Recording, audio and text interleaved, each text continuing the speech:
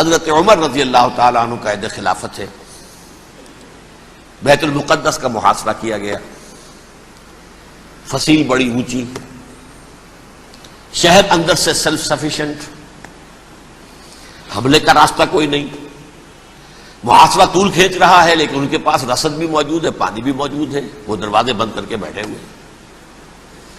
بالآخر اللہ تعالیٰ کی مشیت کا ظہور کیسے ہوا؟ ان کے کچھ علماء آئے فصیل پر، کہا دیکھو مسلمانوں، تم قیامت تک بھی یہاں پڑے رہو گے محاصرہ کر کے، ہمارا یہ شہر فتح نہیں ہوگا۔ ہاں ایک درویش بادشاہ کے ہاتھوں یہ شہر فتح ہونا ہے، لیکن تمہارے اندر ہمیں وہ نظر نہیں آ رہا۔ ابو عبیدہ بن الجراح رضی اللہ تعالی عنہ امین هذه الامہ، ان کا فوراً ذہن گیا وہ درویش بادشاہ مدینے میں بیٹھا ہوا ہے عمر رضی اللہ تعالی۔ اب ایک اور عمر بھی ہے جو قندھار میں بیٹھا ہے، نقشہ وہی ہے، سادگی کی حد تک نقشہ وہی، بالکل وہی، اپنی آنکھوں سے دیکھا ہے وہی سادگی۔ عمر اول عمر ثانی تھے عمر بن عبد العزیز۔ اب ایک اللہ کے فضل سے اللہ تعالیٰ ایدہ اللہ بنصرتہ، اللہ تعالیٰ ان کی نصرت فرمائے، دشمنوں کو ان کے مقابلے میں نیست و نابود کرے۔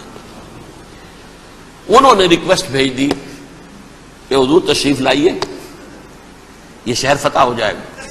وہ ہے سفر تاریخی، اتنا طویل سفر، تقریباً 700 میل، ایک اونٹ، ایک خادم، ایک منزل پہ امیر المومنین اوپر بیٹھے، خادم آگے چل رہا ہے، اگلی منزل پہ خادم اوپر بیٹھا ہے، امیر المومنین آگے جا رہے ہیں۔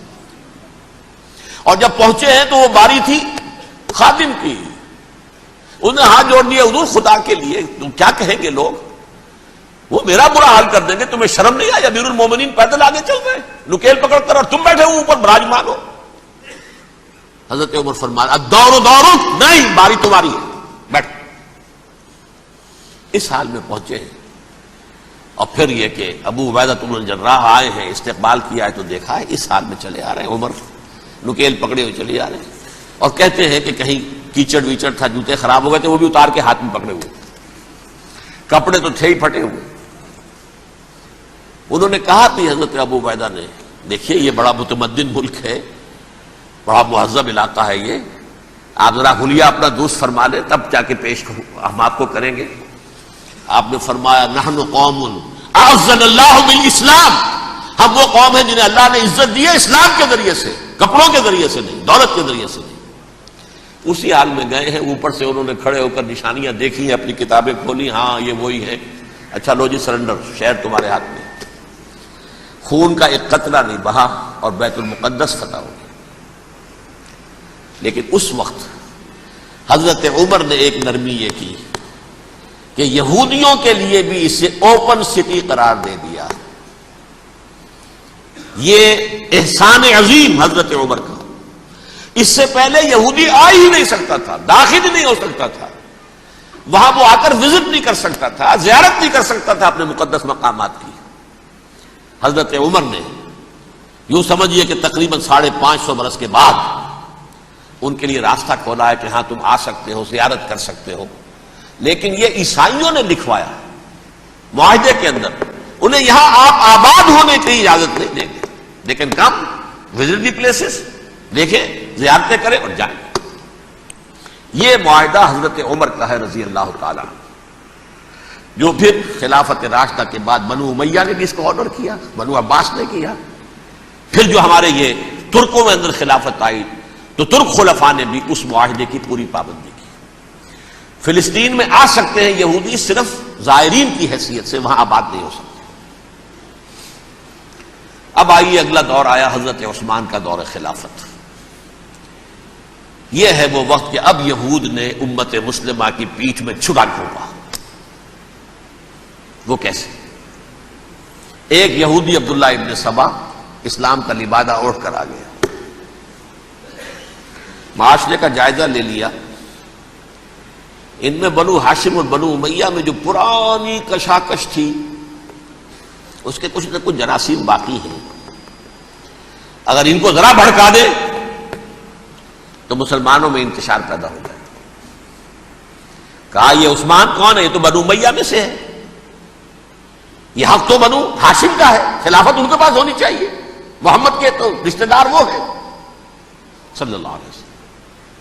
عوام الناس کے اندر بات پھیلنی شروع ہوئی، پھر ایک بڑی سازش کے انداز میں حضرت عثمان کے خلاف پروپیگنڈا، حضرت عثمان کے جو عاملین تھے، گورنر تھے، ان کے خلاف پروپیگنڈا، اور ایسی ہوشیاری کرتے تھے کہ کوفے میں کوفے کے حاکم کے خلاف کچھ نہیں کہنا، اجی مصر میں یہ ہو رہا ہے، اجی شام میں یہ ہو رہا ہے، اجی یہ جو عثمان ہے وہ یہ کر رہا ہے، یہ ظلم ہو رہا ہے، یہ لوٹ مار ہو رہی ہے، یہ خیانتیں ہو رہی ہیں۔